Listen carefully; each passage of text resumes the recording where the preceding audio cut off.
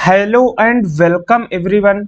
यार इस वीडियो में बहुत ही इंपॉर्टेंट कंसेप्ट के बारे में हम डिस्कस करने वाले हैं जो कि है rate of electrophilic aromatic substitution reaction. इसमें मैं आपको ट्रिक भी बताऊंगा और बहुत सारे वैरायटी ऑफ एग्जांपल भी सॉल्व करवाने वाला हूं। बस आपका काम क्या है, वीडियो को लास्ट तक देखना, आपका पूरा कंसेप्ट क्लियर हो जाएगा।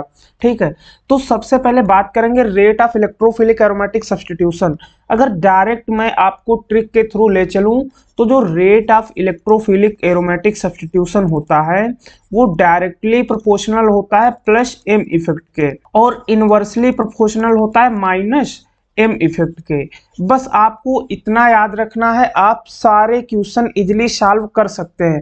ऐसा क्यों होता है उसके बारे में थोड़ा बता देता हूं। जब हम लोग इलेक्ट्रोफिलिक एरोमेटिक सब्स्टिट्यूशन का मैकेनिज्म देख रहे थे तब हम लोगों ने देखा था जो प्लस एम इफेक्ट होता है वो बेंजीन की रिएक्टिविटी को इंक्रीज करता था, जबकि माइनस एम बेंजीन की रिएक्टिविटी को डिक्रीज कर रहा था। तो इसीलिए जो रिएक्शन का रेट होगा वो प्लस एम के डायरेक्ट प्रोपोर्शनल होगा और माइनस एम के इनवर्स होगा। यहां पर सबसे बड़ा कंफ्यूजन जो बच्चों को आता है वो आता है कि इंडक्टिव इफेक्ट भी अप्लाई कर सकते हैं क्या। यहाँ पर मैं आपको बहुत ही इंपॉर्टेंट कंसेप्ट बता देना चाहता हूं कि अगर कहीं मेजोमेरिक इफेक्ट लग रहा है वो हमेशा इंडक्टिव से ज्यादा इफेक्ट लगता है। ऐसा क्यों होता है? बेसिकली मेजोमेरिक इफेक्ट किसकी वजह से होता है? पाई इलेक्ट्रॉन्स की वजह से, और इंडक्टिव इफेक्ट होता है सिग्मा इलेक्ट्रॉन्स की वजह से। आपको पता है सिग्मा इलेक्ट्रॉन ज्यादा स्ट्रॉन्गर होता है as compare to pi electrons. तो जो सिग्मा इलेक्ट्रॉन होता है उसकी इलेक्ट्रॉन डिस्प्लेसमेंट कम हो जाती है as compare to pi electron displacement. ठीक है, तो जिसका जितना ज्यादा डिस्प्लेसमेंट इफेक्ट होगा वो उतना ज्यादा स्ट्रॉन्ग इफेक्ट लगाएगा।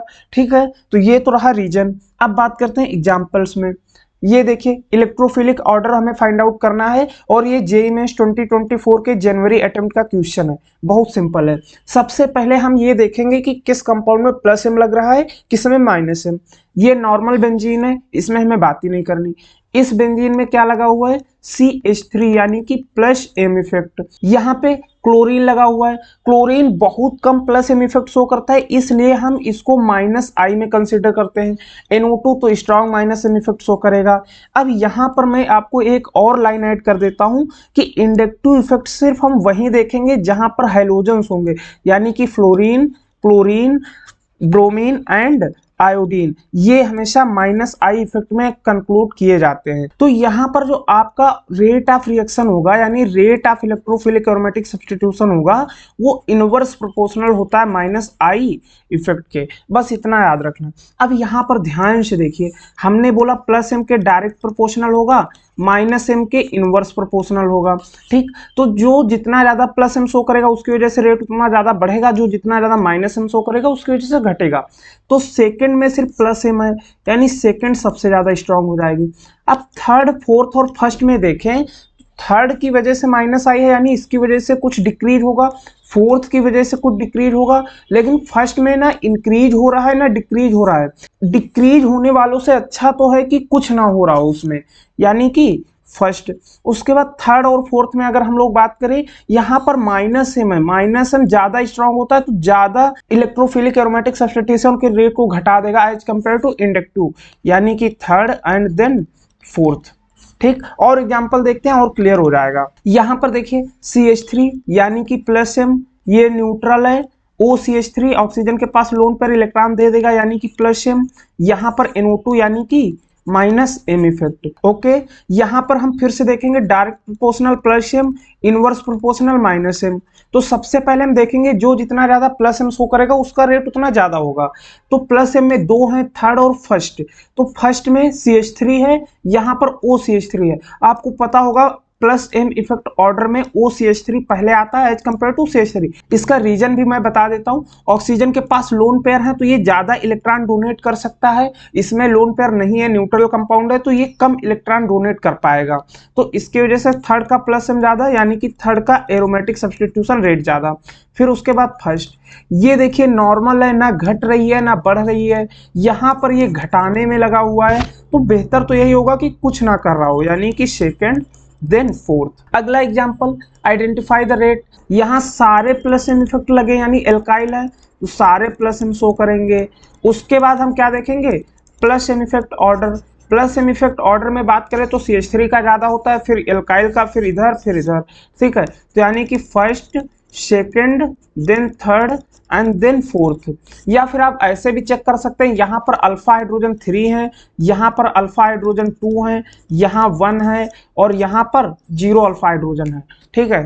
तो इसको ऐसे भी आप देख सकते हैं। अगला एग्जाम्पल फिर से वही करना है। सबसे पहले हमें ये देखना है कौन प्लस एम है कौन माइनस एम। नाइट्रोजन के पास लोन पेयर डोनेट कर सकता है यानी कि प्लस एम, यहाँ एटम से डबल बॉन्ड ओ लगा हुआ है यानी कि माइनस एम। सिंपल पता चल गया, तो प्लस एम ज्यादा अच्छा एरोमेटिक सब्स्टिट्यूशन करेगा, ठीक। उसके बाद अगर आप सारे कंसेप्ट समझ चुके हैं तो ये क्वेश्चन बहुत इंपॉर्टेंट है और कंसेप्ट आपको पूरा क्लियर कर देगा।